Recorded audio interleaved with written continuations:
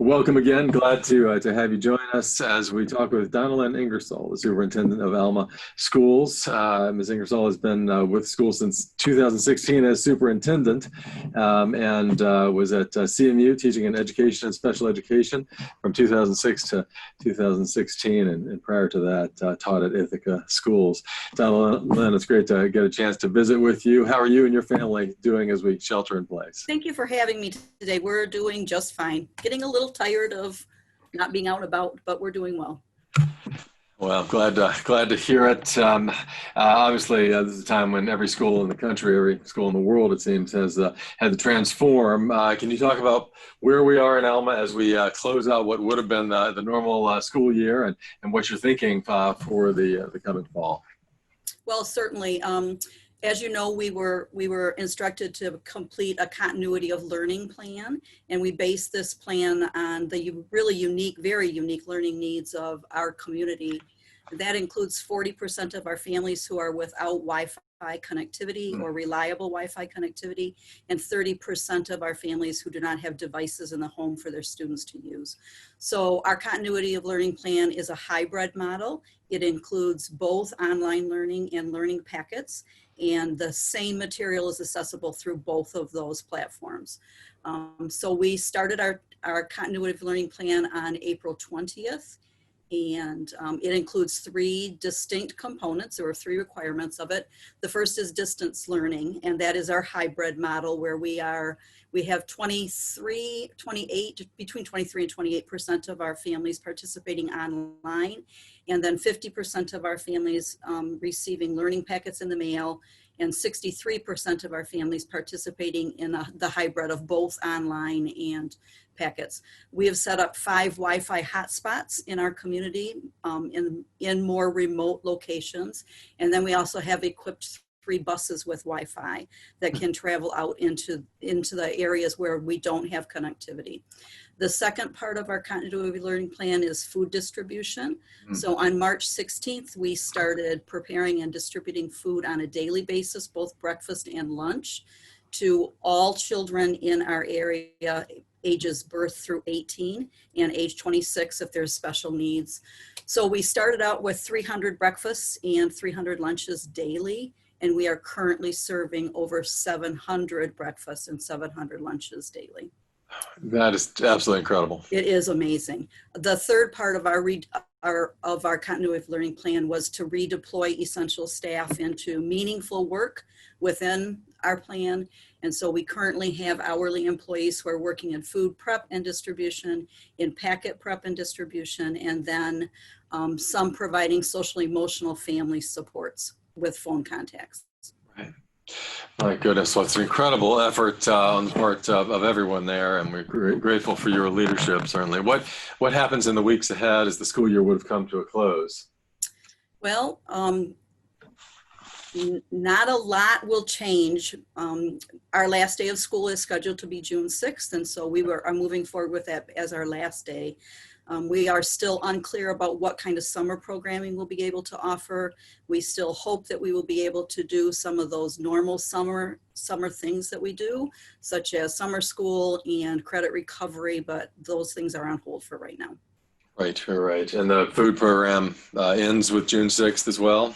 Our food services for the school shutdown will end on June 5th, that is correct. But we have applied for, have not received the grant yet, but have applied for a summer feed program. And that program would start July 1st, and it would look exactly the same as it does now. I'm sure for the vast majority of those families, that's critical, that they have that support. It absolutely is. It's really fascinating to think about the broadband challenge. It's 40% within the Alma systems that do not have broadband at the home, and so can't take advantage of online learning in the way that you would like. How much use are you seeing in those public hotspots and in the buses? We have not seen a lot of use. The real intent of those would be for people to go to those sites and download material to take back home, because they really are only supposed to be coming to school-sponsored areas for a brief period of time. So we haven't had people just using the internet, but we have had some people downloading materials. It is just incredible to think about how important broadband has become, and it really is an essential service. And we have to think about how to ensure that all have that service so that they don't get Yeah. behind. And moving forward for us as a school district, that's going to be crucial. Yes, yes. What does the fall look like, as you imagine? I mean, obviously, getting the schools opened is critical to our economy for all the reasons we know, and perhaps especially because families can't get back to work if their kids can't get to school. What are your thoughts? Yeah, I suspect that if I knew the answer to that, I would be getting a lot more sleep than I'm getting right now. But Right. so what it I looks feel your like, pain, by the way. yeah, right now Yes. we are planning for in-person, face-to-face learning.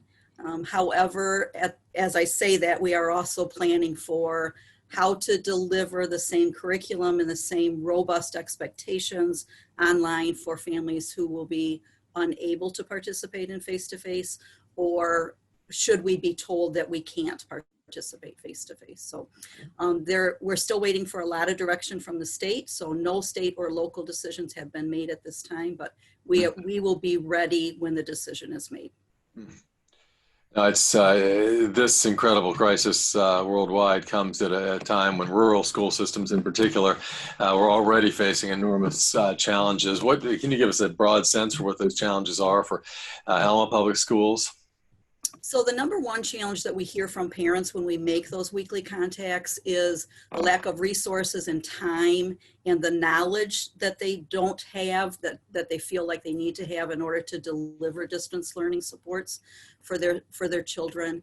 And I think that this is all compounded because we're a rural community. The lack of resources is certainly something that we are having to address. I think that families tend to be a little more isolated in our rural areas, both for childcare and for their extended families. I mean, we have a lot of families who don't have extended family close by who can just step in and help them out. So families are really seriously struggling with the lack of resources that school usually provides face-to-face. I'm a parent of a 16-year-old and 11-year-old. My 11-year-old was in sixth grade, and I spent at least 20 hours of this Memorial Day weekend relearning geometry and algebra at the sixth grade level, and I'm a little bit ashamed to admit how much of an effort that was. But it made me think about what critical resources parents are in this circumstance. How do we help parents to be better educators at a time when they have to be if their children are going to make the progress we hope for? Well, in an ideal world, had this not come out to us in such a format that it did, we would have had some training opportunities for parents on how to use Google Classroom and some of those key components that they need to be successful when they help their children. I think that for families right now, that's the biggest challenge. They don't feel, and nor should they have to feel like they are equipped to do the teaching. That's Right. really our responsibility. Oh, certainly. So many parents have taken much more on than they bargained for in this circumstance. Certainly, and I was very much among them these last weeks as I relearned many formulae I had forgotten long ago. What's your sense, Donalynn, of how we're going to reform? I mean, what will be changed for the schools even once we're back because of COVID-19? Well, we are hearing a lot about having to social distance and coming back to school, about maybe not being able to bring everybody back at the same time, having to do some alternate scheduling. And I really don't want to spend time making any predictions about that, or do I want to spend any time planning for what I don't know we need to do? So we really have lots of ideas. We are not planning to implement anything until we know exactly the direction that we need to go. So we're asking people to just be a little patient with us as we try to figure out what we are going to be told that we have to do, and then how we can implement that and still be able to offer our students the robust educational opportunity that they deserve. As far as coming out on the other side of this, I think that this has been a really forced but unique opportunity for us to slow down a little bit, to refocus on those things that are important, really, really important in life, like faith and family, and being selfless in applying our talents to the good of others, and being kind and sincere in all of our interactions. And I really hope that we will gain a new appreciation for just spending time sitting in our rocking chair and contemplating life, and for working hard and contributing to the good of the whole. And I personally plan to really appreciate the opportunity and the privilege of being able to hug my grandbabies whenever I want to, instead of having to FaceTime. I think this is an opportunity for us to become stronger and more resilient people, and to be better and kinder and more appreciative. And that's my prayer for the outcome of this. We'll figure everything else out, but we've got to do better. Well, and that is the right prayer for this community, for all communities everywhere. Thank you, Donalynn. The last question, just about the work that you've helped to lead, this Alma Aspires strategic plan for our community. Can you talk about its importance to the schools and your sense of the direction going forward as we come through this crisis? I sure can. So in 2017, I led a community book study on Jamie Vollmer's book, Schools Cannot Do It Alone. And that was a wonderful experience for me as a professional. And I believe that this community, Alma community, has always fully embraced the idea of us all working together for the good of our student population, and really for the good of our community. So those people who have been inspiring to me in Alma are those same people who are inspiring to me during COVID-19 school shutdown. And I am absolutely certain they are going to be our same inspirational leaders when we come out on the other side of this. So I have great faith in Alma community, and what will happen is hopefully that we will all learn that we can take good care of each other, and that by taking good care of each other, we are stronger and better. Well, Donalynn Ingersoll, we're very grateful for your leadership of this community and all the work you're doing to get the schools back and open this fall, and wish you well in that. Thanks for taking this time today.